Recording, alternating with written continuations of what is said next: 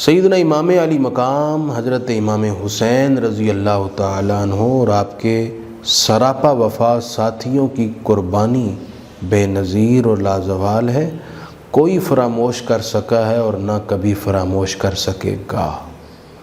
اقبال کہتے ہیں شوکت شام و فر بغداد رفت، سطوت غرناطہ ہم از یاد رفت، کہ بغداد اور شام کی شان و شوکت اور عالی شان حکومتیں ختم ہو گئیں، غرناطہ کا رعب اور دبدبا بھی مٹ گیا، لیکن تار ما از زخم اش لرزاں ہنوز، تازہ از تکبیر او ایمان ہنوز، کہ سیدنا امام حسین نے کربلا کے میدان میں جو زخم پیش کیے اس کی وجہ سے آج بھی ہماری زندگی کے تار لرز رہے ہیں، اور آپ نے جو کربلا کے ریگزار میں تکبیر بلند کی اس کی آواز سے آج بھی ایمان زندہ ہو رہے ہیں۔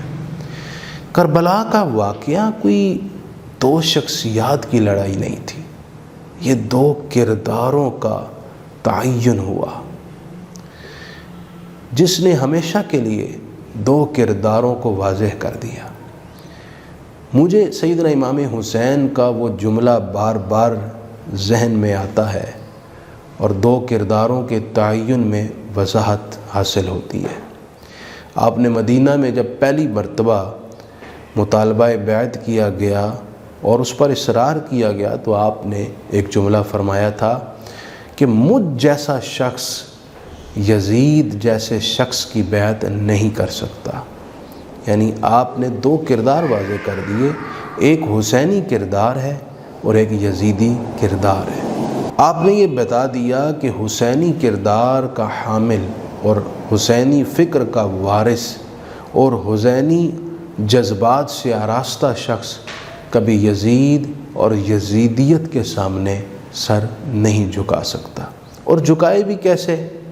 اقبال کہتے ہیں ہر کے پیماں بہول موجود بست، گردنش از بندے ہر معبود رست، جس کا تعلق اللہ سے استوار ہو جائے، وہ پکا توحیدی ہو، توحید پر یقین کامل ہو، تو اس کی گردن ہر باطل معبود کے آگے جھکنے سے آزاد ہو جاتی ہے۔ اب وہ کسی باطل، کسی جابر، کسی ظالم کے آگے کبھی نہیں جھک سکتا۔ ما سوی اللہ را مسلمان بندہ نیست، پیش فرعون سرش افگندہ نیست۔ مسلمان تو صرف اللہ کا بندہ ہے، اللہ کے علاوہ وہ کسی کا غلام نہیں ہوتا، اور کسی فرعون، نمرود، کسی حامان اور کسی جابر اور ظالم اور یزید کے سامنے اس کا سر کبھی نہیں جھک سکتا۔ کربلا کے میدان میں دیکھیں تو یہ عشق اور عقل ہوس پرور کی جنگ لگتی ہے۔ ایک طرف عشق کھڑا ہے حسین کی صورت میں، اور دوسری طرف عقل ہوس پرور ہے یزید، جس نے طاقت اور اقتدار کے نشے میں خاندان نبوت کی عظمت و شان اور کمال کو نظر انداز کیا اور بے باک ہو گیا۔ دوسری طرف عشق کھڑا ہے، جس نے ایک موقف اپنایا کہ نا اہل کے سامنے سر نہیں جھکانا، جس نے نا اہلیت کو رد کیا، جس نے یزیدیت اور ایک نیگیٹو کردار کی نفی کی۔ امام حسین ایک موقف، ایک اصول پر ڈٹ گئے، اور پھر عشق ہی تھا جس نے آپ کو حوصلہ دیا۔ عقل تو کہتی ہے جناب آپ 72 لوگ ہیں، خواتین اور بچے ہیں، اور کوئی جنگی ساز و سامان آپ کے پاس نہیں، آپ کے سامنے ہزاروں کی تعداد میں افواجیں اسلحہ سے لیس ہیں، چند گھنٹوں میں جنگ کا خاتمہ ہوگا اور آپ سب خون میں نہا جائیں گے۔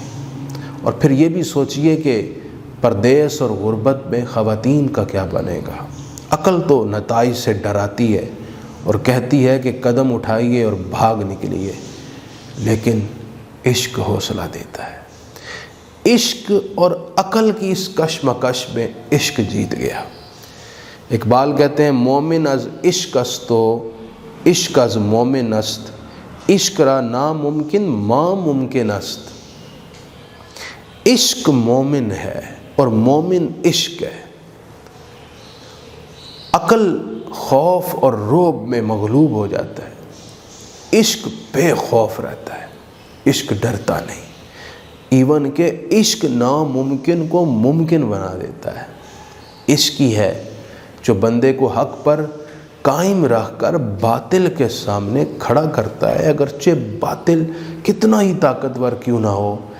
عشق ڈٹا رہتا ہے، نتائج کی پرواہ نہیں کرتا، کچھ بھی ہو نتیجہ، جیت عشق کی ہوتی ہے۔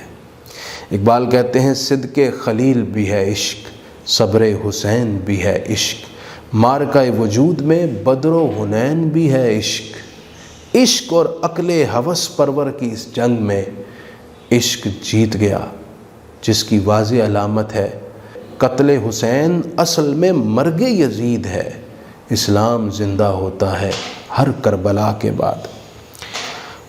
آج کے اس دور میں کربلا کا پیغام پیش نظر رکھنا ضروری ہے۔ صرف 10 محرم کو یا محرم کے ایام میں شہدائے کربلا کو خراج تحسین پیش کر دینا کافی نہیں ہے۔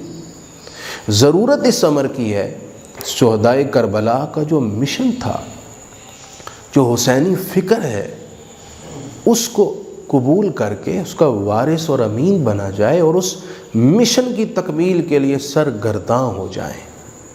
اقبال کہتے ہیں ریگ عراق منتظر کشت حجاز تشنہ کام، خون حسین باز دے کوفہ و شام خیش رہا۔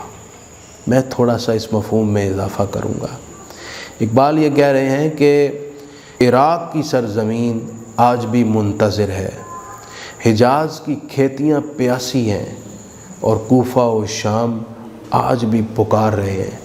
میں یہ کہوں گا کشمیر اور فلسطین اور دنیا بھر کے مظلوم مسلمان چیخ رہے ہیں، اور وہ کہہ رہے ہیں کہ آج خون حسین کی ضرورت ہے۔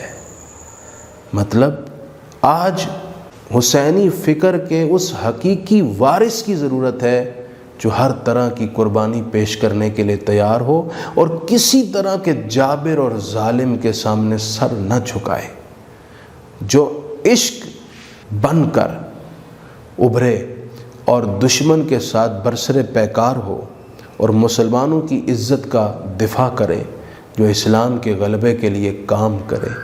اس حسینی فکر کے علم بردار کی آج ضرورت ہے۔ یہ کربلا کا پیغام ہے۔ لیکن جب ہم پوری ملت اسلامیہ میں نظر دوڑاتے ہیں تو ہر طرف دولت کی ہوس اپنے چھوٹے سے یونٹ کو ناقابل تسخیر بنانے کی کوششیں نظر آ رہی ہیں۔ من حیث الامہ ورک مفقود ہے۔ امت کے لیے، اسلام کے لیے کچھ نہیں سوچا جا رہا۔ اپنی قوم کے، اپنے ملک کے افراد کے لیے کام ضرور ہو رہا ہے، مسلمان کے لیے کام نہیں ہو رہا، اسلام کے لیے کام نہیں ہو رہا۔ ملت اسلامیہ کو اس وقت حسینی فکر کے اس علم بردار کی ضرورت ہے جو اسلام اور مسلمانوں کا سوچے۔ اقبال کہتے ہیں قافلہ حجاز میں ایک حسین بھی نہیں، گرچہ ہے تابدار ابھی گیسوئے دجلہ و فرات۔ میں بڑے دکھ اور درد سے یہ بات کہنے لگا ہوں۔ اس وقت دشمن اسلام ہمیں بغیر یہ سمجھے کہ یہ کون سے مسلک اور فرقے سے تعلق رکھتا ہے، ہمیں نوچ رہا ہے۔ ایک ایک کر کے اسلامی ملک کو کھائے جا رہا ہے، تکے بوٹیاں کر کے ہمیں ختم کیا جا رہا ہے، مسلمانوں کا قیمہ بنا دیا گیا۔ ہر طرف لہو ارزاں ہے تو مسلمان کا، عزتیں لٹ رہی ہیں تو مسلمان عورتوں کی۔ اس وقت ضرورت اس بات کی تھی کہ فرقہ واریت سے بالا تر ہو کر امت کے لیے کام ہو۔ افسوس، بہت افسوس ہے کہ چند شر پسند عناصر، سیدنا صدیق اکبر رضی اللہ تعالیٰ عنہ، جن کو قرآن نے صحابی کا ثانی اثنین اذ ہما فی الغار کہا، جو رسول اللہ کے ساتھ آرام کر رہے ہیں، ان کے بارے میں نازیبا کلمات۔ ام المومنین محبوب خدا سید عائشہ صدیقہ رضی اللہ تعالیٰ عنہا کے بارے میں نازیبہ کلمات، یہ سازش ہے امت مسلمہ کے درمیان آگ لگانے کی اور فرقہ واریت کو ہوا دینے کی۔ میں مذمت کرتا ہوں ایسے لوگوں کی، اور مطالبہ کرتا ہوں حکومت پاکستان سے ایسے لوگوں کے خلاف کارروائی ہو اور زبانیں بند کی جائیں۔ خدا کا واسطہ ہے امت مسلمہ پر رحم کریں، فرقہ واریت کو ہوا مت دیں، لوگوں کے درمیان آگ نہ لگائیں، مقدسات کا احترام کریں، ہر فرقہ مقدس ہستیوں کا احترام کریں۔ یہ لڑائی اور جھگڑے کی نوبت آتی ہی اس وقت ہے جب کسی مقدس ہستی کی بے ادبی اور توہین کی جاتی ہے۔ امید ہے حکومت پاکستان اس بارے میں سنجیدگی سے کام لے اور ایسے مجرموں کو سخت ترین سزا دی جائے تاکہ کوئی اور اس طرح کی توہین اور بے ادبی کی جرات نہ کرے۔ کربلا کا پیغام ہے امت کے لیے سوچیں، حسینی فکر ہے مسلمان کا سر بلند کرنا۔ آئیے مل کر صبر کے ساتھ، احترام کے ساتھ حسینی فکر کو اپنائیں، ان کے مشن کے وارث بنیں اور ہر بدی کے خلاف برسر پیکار ہو کر امت مسلمہ اور اسلام کے لیے کام کریں۔ اللہ ہمیں توفیق عطا فرمائے۔